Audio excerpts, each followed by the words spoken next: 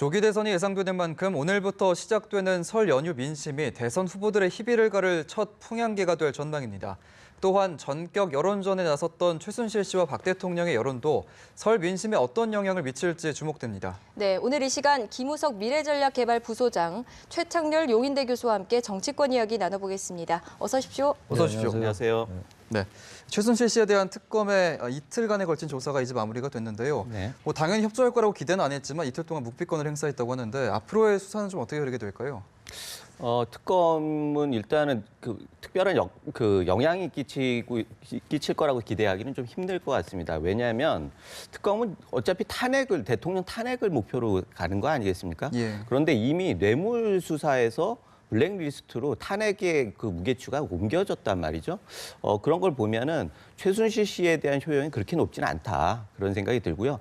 결국은 최순실 씨 개인에 대해서 수사하는 거는 뭐 한계 거의 왔다라고 예. 보는 거고, 그 다음에는 결국은 그거를 검찰에서 이어받아 가지고 형사 사건은 그대로 가는 거고, 그렇다고 하면은 결국 남아 있는 전략적인 선택은 특검의 전략적인 선택은 집중하는 거 아닌가. 그래서 대통령의 탄핵에 영향을 끼칠 수 있는 방향으로 좀 방향을 틀 거다라는 생각이 들고, 그게 결국 블랙리스트 아니겠느냐 이런 생각이 예. 듭니다.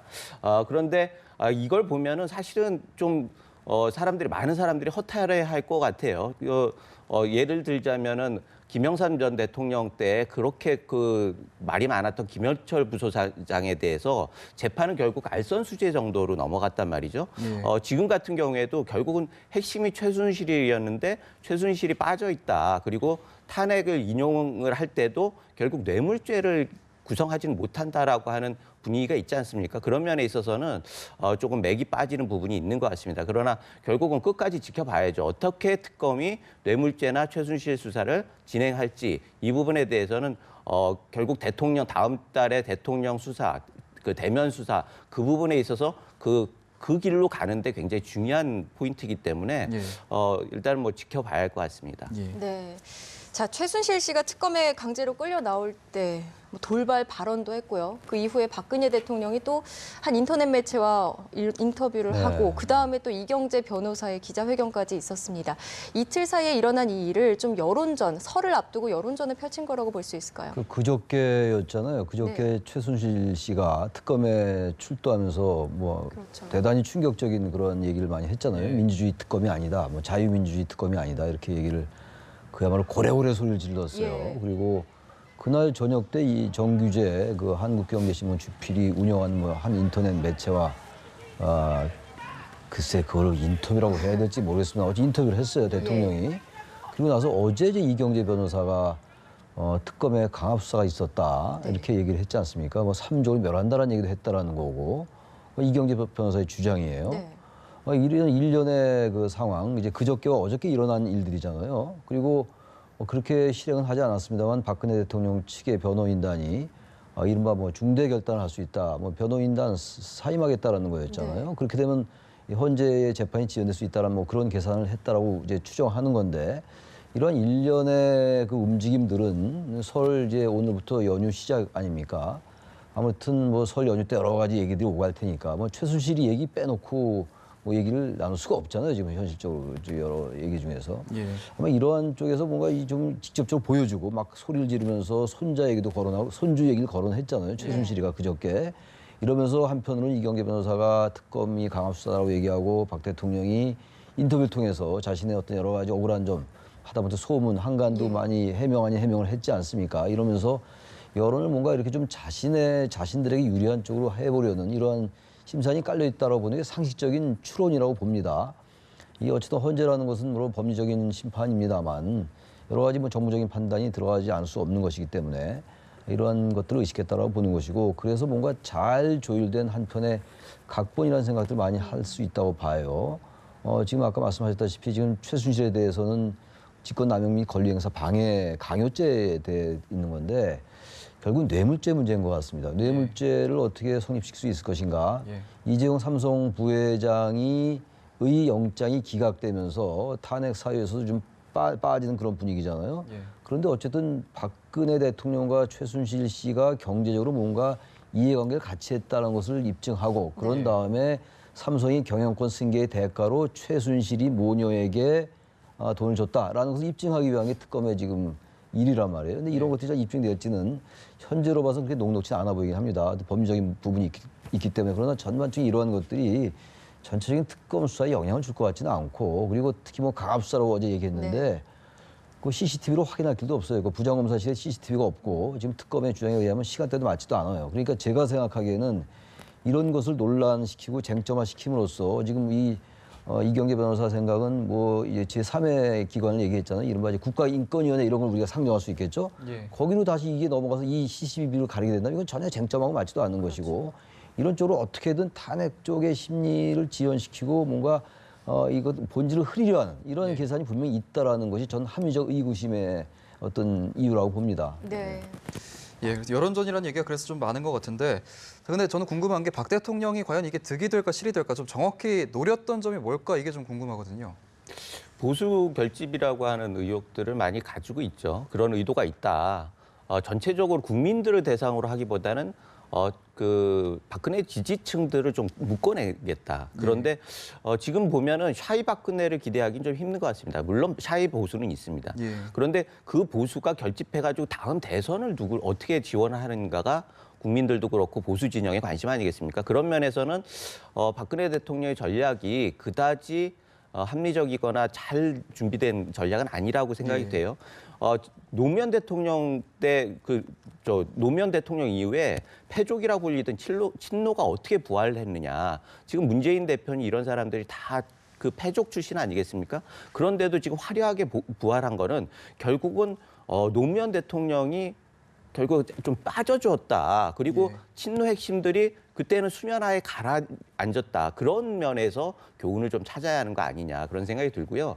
결국은 박근혜 대통령이나 친박들이 좀 죽어야지 다음에 그 보수 진영이 사는 거 아닌가 이런 생각을 할 수밖에 없는 거죠. 그래서 지금까지는 탄핵 정국에 계속 오면서 결국 박근혜 대통령과 친박이 완전히 고립돼 있었는데 이제 개헌 정국으로 좀 넘겨야 하지 않겠습니까? 그리고 그래야지 대선 주자들, 보수 진영의 대선 주자들이 좀 힘을 받을 수 있는 거 아닌가 이런 생각이 들어서 전략적으로 물론 뭐 미련이 있겠죠. 대통령 입장에서는 본인이 스스로가 생각하는 자기의 그 무죄 이런 거에 대한 미련도 있고 또 억울한 부분도 있을 겁니다. 그러나 그럼에도 불구하고 다음 대선에서 보수 진영에서 재집권을 하기 위해서는 조금 비켜주는 것이 바람직한 선택이 아닌가 이런 생각을 합니다. 예. 네. 자, 특검팀이 이제 다음 달 둘째 주에 대면 조사를 받으라고 박 대통령 측에 제안을 한 것으로 알려지고 있는데요. 인터넷 매체에서도 박 대통령은 특검 조사에 응하겠다고 이야기를 했습니다. 특검 조사가 이번에는 좀 이뤄질 수 있을 거로 보십니까? 바로 이제 그저께 그 인터뷰에서 대통령 스스로가 특검 조사에 임하겠다고 했으니까 임하겠죠. 2월 한 뭐 초경으로 잡고 있는 것 같아요. 그 전에 이제 청와대의 압수수색이 이루어질 수 있을 것이냐도 굉장히 중요한 변수일 것 같고, 지난번에 검찰 조사는 거부한 상황에서 이제 특검 수사에는 임하겠다라고 이미 이제 그 전에 밝혔었죠. 그리고 이제 그저께 또 얘기를 한 건데 그 정규제 TV 인터뷰에서 얘기를 했는데. 이 검찰 특검 조사에 임한다 하더라도 대통령이 뭐 어떤 전반적인 이러한 상황에 대해서 단 일정 부분이라도 시인할 가능성은 대단히 낮은 것 같아요. 그저께 그 인터뷰한 내용으로 볼 때는. 그리고 대통령의 인식 자체가 지금 일반 국민들의 민심과는 대단히 동떨어져 있다는 생각이 들거든요. 왜 그러냐면은 뭐 한간에는 여러 가지 소문에 대해서 부인한 건 뭐 당연한 거라고 보는데, 하나의 예를 든다면은 조윤선 전 장관의 그 부분에 대해서 뇌물죄도 아닌데 이렇게 구속시키는 게 맞는가 이런 얘기를 하더라고요, 대통령이. 그러니까 블랙리스트라는 것이 얼마나 정말 이 민주주의 사회에서 배제와 억압과 어떤 그러한 것들의 상징이거든요. 완전한 헌법 위배입니다. 근데 거기에 대해서 대통령이 대단히 안이한 인식을 갖고 있는 걸 보면서 특검 조사에 임한다 하더라도 전반적인 이러한 정황들에 대해서 시인하거나 그렇게 할 것 같지는 않기 때문에 단지 대면 조사라는 거는 하나의 절차상의 문제일 뿐인 것 같아요. 왜 이번에도 그 이재용 삼성전자 부회장의 영장 기각 사유 중에서 중대한 것 중에 하나가 뇌물 수수자라고 인식될 수 있는 박근혜 대통령에 대한 어떤 이런 조사가 없지 않느냐가 영장 기각 사유 중에 하나였거든요. 바로 그런 점에서 특검은 반드시 대통령에 대한 대면 조사를 해야 되는데 이것이 대면 조사로 될지 지금 뭐 대통령은 임하겠다고 했습니다만 뭐 서면 조사 같은 게 될지도 아직도 잘 모르겠어요. 대통령의 뭐 생각이라든지 지금 대통령 그 변호인단, 그 대리인 측들은 지금 어쨌든 좀 이 탄핵 심리를 지연시키려는 그런 속셈들이 보이는 상황이기 때문에 예단하기는 어렵겠습니다. 뭐 지금으로서 뭐 본인이 그렇게 대통령 얘기했으니까 그렇게 된다고 보는데 중요한 건 특검이 대통령의 진술을 얼마나 받아내느냐의 문제인데 저는 그렇게 특검의 입장에서 볼 때 낙관적이지만은 않지 않겠는가 이렇게 생각을 합니다. 네. 네, 앞으로의 수사를 좀 지켜봐야겠습니다. 자, 이제 정치권 소식도 얘기를 해보겠습니다. 현재 이제 탄핵 심판 속도가 좀 빨라지면서 19대 대선의 향방을 이제 설 민심이 가를 거다 이런 분석이 많은데 뭐 아직까지는 야권이 여권에 비해서 좀 앞서고 있잖아요. 네. 뭐 야권이 계속해서 설 연휴 동안에도 좀 민심을 끌어왔는데 집중을 할 것으로 보이는데 설 연휴 이후에는 좀 정치권에 어떤 변화가 있을까요? 사실 설 민심이라고 하는 게 뭐 있느냐 이런 부분들도 많이 우리 대기실에서 그런 얘기를 했습니다. 그런데 올 설은 뭐 연말 분위기도 그렇고 올 설 분위기도 그렇게 뭐 길거리에서 드러나는 건 아닌 것 같아요. 그런 면에서 과연 이번 설이 어떤 의미가 있을까 이런 부분들에 대해서는 사실 경험해 보지 못했어요. 사실 대선이라고 하는 거는 그동안에는 꼭 추석 민심이 대선을 좌우했다 이렇게 볼 수도 있는데 이번 설 민심이 대선에서 어떤 역할을 할 것이냐 이런 부분들이 좀 지금 상황에서는 경험되지 않았기 때문에 실질적으로 추석 민심에 대한 그거를 다시 반추해가지고 보면은 적용해 보면은 어느 정도 해답을 얻을 수 있겠죠. 그런데 지금 보면은 결국은 탄핵 이 분위기가 박 대통령이 버티는 게 아까 말씀드렸듯이 설 민심에 얼마나 많은 비중을 차지할 것이냐 이게 굉장히 중요한 겁니다. 예. 말씀하셨듯이 야권이 지금은 굉장히 많은 포션을 가지고 있는 거죠. 전체 여론에서. 그런데 그 분위기를 탄핵 국면으로 계속 가가지고 설 밥상의 민심이 탄핵 부분 박 대통령에게 집중된다라고 하면은 결국 보수 진영의 후보들은 굉장히 손해를 볼 수밖에 없다 이런 생각이 들고요. 그런 면에서는 좀 전략적으로 지금 설 민심을 두고 박 대통령이 굉장히 반성해서 반격으로 가는 부분들은 전략적으로는 좀 패착이 있다라는 생각이 들고 예. 그럼에도 불구하고 지금 반 전 총장 같은 경우에는 설 민심을 겨냥해서 그동안에 했던 것보다 약간 뭐 분위기를 바꿨어요. 전략 수정을 했다고 볼 수가 있죠. 그러면서 설 민심을 보는 건데 문 전 대표나 반기문 전 총장이나 이런 분들이 결국 설 민심을 지나서 첫 번째 여론조사가 얼마나 중요한지에 대해서 잘 알고 있을 겁니다. 예. 그거에 따라서 설 이후의 전략들이 또 결정될 것 같고, 근데 설 자체에는 뭐 특별하게 행보를 보일 만한 그런 상황은 아닌 것 같아요. 지금 아까도 뉴스에 나왔지만 부인들은 굉장히 바쁘겠지만 예. 본인들은 사실은 휴식이나 아니면 전국 구상을 한다 이렇게 얘기를 많이 하는 거 아니겠습니까? 예. 그리고 언론에 노출될 이벤트성 행사 이런 것들을 좀 이렇게 배치를 할 거예요. 그런 면에서 설 자체는 태풍의 같이 좀 고요한 거 아닌가 이런 생각이 들고 그 이후에 엄청난 태풍이 불 텐데 일단 운기조식하면서 좀 분위기를 보는 그런 분위기인 것 같습니다. 예. 네. 자, 지금 야권 대선 주자들이 아주 속속 나오는 상황에서 문재인 전 대표가 어쨌든 지지율 1위를 지키고 있습니다. 어제 또 박원순 서울시장이 불출마를 선언했는데 좀 야권 지지층 결집이 이루어질 수 있을 거라고 보십니까? 문재인 전 대표는 지금 지지율이 이제 30%를 좀 넘는 것 같아요. 예. 예. 항상 문재인 대표에게 얘기했던 것이 이 박스권을 못 벗어난다. 네. 이 뭐 확고한 지지층은 있는데 뭔가 이 표가 확장이 안 되는 거 아니야? 외연으로의 확장에 한계가 있지 않느냐라고 하면서 이제 대세론에 대해서 잘 수긍하기 어려웠었는데 일단 모든 여론조사가 그렇지 않습니다. 지금 나오는 또 31.2%잖아요. 화면에 나오는 저 수치도. 네.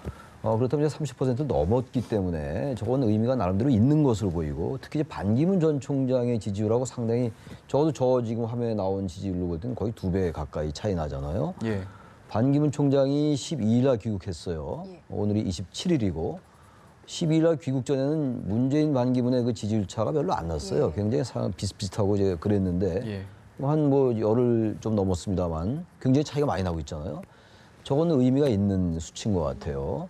여론조사 자체보다는 그 추이가 중요한 것이기 때문에 그래서 설 연휴를 지나면서 저 반기문 총장의 그 지지율이 계속 저렇게 이제 문 전 대표와 계속 이 차이가 계속 나면은 이 대선 구도가 이렇게 좀 굳어지는 게 아닌가. 문재인 대세론 같은 것들을 어느 정도 시인할 수밖에 없지 않느냐 생각도 들고. 네. 역시 중요한 변수는요. 지금 반기문 총장 말씀도 했습니다만 지금 또 손학규 전 대표가 22일 날 국민주권개혁회의를 창립을 했어요. 그래서 손학규 의장이라고 부릅니다. 예. 손 의장과 반기문 전 총장이 어떤 연대를 하느냐. 이번 설 연휴 때 만날 것 같아요. 지금 보도는 그렇게 나오고 있습니다. 그리고 이제 반기문 전 총장이 김종인 전 대표와도 만났거든요. 그리고 김종인 대표와 김종인 전 민주당 비대위 대표와 연대도 가능하다 이런 얘기도 하고 있는 상황이기 때문에 아무튼 지금 이 문재인을 제외한 이 여권, 야권 마찬가지, 여권 바른정당도 포함해서 얘기입니다. 네. 이쪽에 어떻게 연대를 해내느냐가 이 대선의 큰 분수령이 될 것 같거든요. 그것이 이제 설 연휴 후에 어느 정도 가닥이 잡히면은 이제 선거 구도, 선거 프레임이 보이는 것이고 여전히 제3지대의 이른바 빅텐트론이나 이런 것들이 대단히 불확실하고 유동적이라면은 점점 더 문재인 쪽으로 더 유리하게 선거 구도가 형성이 되겠죠. 네. 근데 문제는 이제 보수 대 진보의 이 선거 구도보다는 제가 어제도 말씀드렸습니다만 중도 대 진보의 구도로 갈 가능성이 높아요. 왜냐하면 유승민 전 원내대표 같은 경우는 보수입니다만 상당히 또 노동이나 복지나 경제 쪽에 상당히 진보적인 스탠스를 취하고 있거든요. 그래서 이게 기존의 우리 그 대선 프레임은 항상 보수 대 진보였잖아요. 집권당 대 야당의 구도 그리고 야권의 단일화 이런 것들이 선거의 주요 쟁점들이었는데 이번엔 그것과는 사뭇 다르다. 그래서 이 설 연휴에 이른바 이제 밥상에서 뭐 얘기하는 이른바 이제 밥상머리 언론 용어를 빌린다면 밥상머리에서 예. 여러 가지 얘기들이 어떻게 형성되냐에 따라서 지지율로 나타나고 그 지지율에 따라서 제3지대 연대가 어느 정도 가닥이 잡히지 않겠냐라고 예. 보여집니다. 네. 네, 자, 반 전 총장 얘기를 조금 더 해보면 조금 전에 들어온 소식인데 반기문 전 총장과 손학규 대표가 오늘 오찬 회동을 했다고 합니다. 그래가지고 반 한다는 전 거죠? 총장이 생각하는 빅텐트론이 이제 설 연휴 이후에는 좀 나타나지 않을까 보이는데 어떻게 보세요? 그런 조짐들이 있죠. 지금 그 만나는 분들도 대부분 개헌론자들 아니겠습니까? 그리고 빅텐트론에서 굉장히 중요한 역할을 하는 분들을 주로 계속 만나고 있어요. 그리고 그 내용 자체는 개헌을 주로 얘기를 하기 때문에 사실 그 설 민심에서 아까 말씀드렸듯이 탄핵을 많이 얘기하느냐, 개헌을 많이 얘기하느냐 이거에 따라서 후보들의 지지도가 굉장히 차이가 날 수 있다. 탄핵을 많이 얘기하면은 결국 지금 추세대로 가면 문재인 대표, 전 대표의 그 우세가 계속 지속될 수 있고 개헌 얘기를 많이 하면은 반문재인, 비문재인 영역이 파이가 커지는 그런 역할을 할 수가 있거든요. 그런 면에서 지금 설 민심을 앞두고 여러 사람들을 반기문 총장이 만나고 있는 거는 굉장히 나름대로 전략적인 행보다 이렇게 볼 수가 있습니다. 그런데 그러면서 결국은 지금 문재인 그 전 대표가 대세론을 얘기하고 있는데 대세론과 또 같이 얘기하는 게 항상 준비된 대통령 후보 뭐 이런 얘기들 계속 하는 거예요. 그런 면에서 결국 이게 다 상대적인 거예요. 문재인 대표가 뭐 확고해지면은 반기문 총장은 좀 약화될 수 있고 반기문 총장이 선전하면 문재인 대표가 좀 약해질 수가 있거든요. 그 결정적인 일합을 하는 게 결국 설 민심이다. 이런 걸 봤을 때는 결국은 그 반 총장이 끌고 가는 개헌 이슈로 민심이 갈 것이냐 아니면은 준비된 대통령 대세론으로 갈 것이냐 이 부분이 굉장히 중요한 지금 시점인데 그런 면에서 결전을 하고 있다. 그리고 그 포석을 오늘 또 하나의 그 포석으로 손 대표하고 손 전 대표하고 만남을 하고 그것이 계속 이렇게 여러 사람들과 이렇게 그 굴르면서 파이를 키워나가는 그런 전략은 상당히 의미가 있다고 보고요. 설 끝난 다음에 그게 반영이 되겠죠. 여론조사를 통해서 그리고 그게 또 대선 전략에서 굉장히 중요한 역할을 할 거다 이렇게 보여집니다. 네. 만약에 정말 빅텐트론이 설 연휴 이런 만남들을 통해서 구체적으로 좀 드러난다면 설 이후에 좀 반기문 전 총장의 지지율이 좀 올라갈 가능성이 있을까요? 그렇죠. 예단하기 어렵죠. 반기문 전 총장에 대해서는 이게 계속 지지율이 이게 답보나 정책 그리고 또 하락한다면은 뭐 도중하차하는 거 아닌가 뭐 이런 전망도 없지 않아 있어요. 예. 과거에 그런 예들이 있었으니까 고건 전 총리 같은 경우가 대표적인 경우잖아요. 근데 지금 제가 아까 말씀드렸는데 뭐 벌써 만났네요. 손학규 의장하고 반기문 전 총장이 만났네요. 곧 이런 것도 만난다고 합니다. 만나지 않았죠? 곧 만난다고. 그 저희가 맞네요. 그러니까 난 만났다고 얘기한 줄 알고. 아무튼 그러니까 이분들이 만나서 아까 말씀하신 그 빅텐트라는 거. 예. 이번 대선 정국처럼 이렇게 빅텐트란 말이 많이 나온 적이 없는 것 같아요. 그 어떤 중도 진보나 중도 보수에서 이렇게 발언한 이 나름의 이 작은 텐트, 스몰 텐트라고 이름을 붙인다면 빅텐트에 대비해서 네. 반기문 전 총장은 아무래도 보수적인 성향이 있고 손학규 의장 같은 경우는 아무래도 뭐 진보적인 성향이라고 본다면 중도 진보에서 이렇게 시작한 이 스몰 텐트와 반기문 전 총장에서 뭔가 이제 근원을 찾는 뭐 이제 스몰 텐트가 같이 연합해 나가는 거잖아요. 그러니까 이미 여기 이제 보수와 진보는 상당히 중도로 수렴하는 거겠죠. 네. 그래서 이 문재인 전 대표는 확실히 진보적인 성향이라고 아무래도 볼 수밖에 없고 그렇다면 이 중도 진영에서의 이 보수 대연합이라고 볼 수밖에 없어요. 사실 뭐 손학규 전 대표를 보수라고 보기는 대단히 어렵죠. 그러나 지금 손학규 전 대표 같은 경우는 뭐 상당히 그 보수 진보를 좀 아우르는 그런 성격도 굉장히 많이 포괄하고 있기 때문에 그렇다면 전체적으로 중독의 어떤 후보군이 형성돼서 여기서 뭔가 연합 정치의 어떤 그 승산을 좀 볼 수 있다면 반기문 대 또는 뭐 이 문재인 또는 손학규 대 문재인 구도도 가능하단 말이죠. 이렇게 양강 구도로 간다면은 특히 손학규 대 뭐 이 반기문의 양강 이 문재인의 양강 구도 만약에 제3지대에서 빅텐트가 성공해서 예. 그럼 게임을 해볼 만하겠죠. 그렇기 때문에 아직은 문재인 대세론을 저도 뭐 상당히 무게를 두고 있습니다만 완벽하게 지금 그렇게 얘기할 수는 없는 거예요. 제3지대의 아직 그 추이를 모르겠어요. 네. 지금 뭐 오늘도 만난다고 하니까 이것이 만약에 상당한 힘을 발휘한다면 대선 구도는 팽팽한 구도로 갈 것이고 이 제3지대가 이제 뭐 반기문 총장의 지지율도 떨어지고 이 손학규 대표와 뭐 이런 뭐 움직임 이런 것들이 별로 탄력을 못 받는다면 거의 뭐 문재인 대선으로 굳어지는. 그래서 아직은 설 연휴 이후에 민심을 좀 봐야 될 것 같습니다. 네. 예. 자, 한때 좀 유력한 대권 주자로 꼽혀왔던 김무성 의원, 또 오세훈 전 서울시장, 박원순 서울시장마저 지금 현재 대권 출마를 포기를 했거든요. 네. 뭐 지지율이 오르지 않기도 하고 좀 어려운 여건이 많이 작용을 해서 그런 것 같긴 한데 설 연휴가 지나고 나서도 또 어떤 후보들이 또 포기를 하고 또 선언을 할지 궁금합니다. 사실 뭐 지금 그 대통령이 되는 뭐 가장 좋은 방법이 서울시장을 거쳐서 가는 거 아니겠습니까? 그런데 지금 보면은 오세훈 전 서울시장, 박원순 전 서울시장 다 출마를 포기했단 말이죠. 그런 걸 보면은 역시 이번 선거는 특별한 그 모범 답안이 있는 건 아니구나라는 예. 생각이 들어요. 그리고 지금 사실은 뭐 출마 선언을 한 분도 있지만 또 사실상 출마 선언을 했다고 해도 진배가 없는 경우도 있습니다. 그래서 대체적으로 라인업을 결정이 돼 있는 것 같아요. 그리고 문재인 전 대표 같은 경우에 대표적으로 출마 선언을 안 했지만 국민들은 다 출마하는 걸로 알고 있지 않습니까? 그리고 네. 문재인 대표 쪽에서는 출마 선언 자체를 상당히 이벤트를 만들겠다라고 하는 생각이 있는 것 같아요. 어떤 모습을 보이면서 출마 선언을 할지, 어떤 메시지 던질지 이런 것들이 고민이지. 지금 그 출마할 사람들의 그 구성들은 대체적으로 설을 앞두고 결정됐다 이렇게 보여지고요. 결국은 마지막 변수는 황교안 전 총리가 아닌가 이런 생각이 듭니다.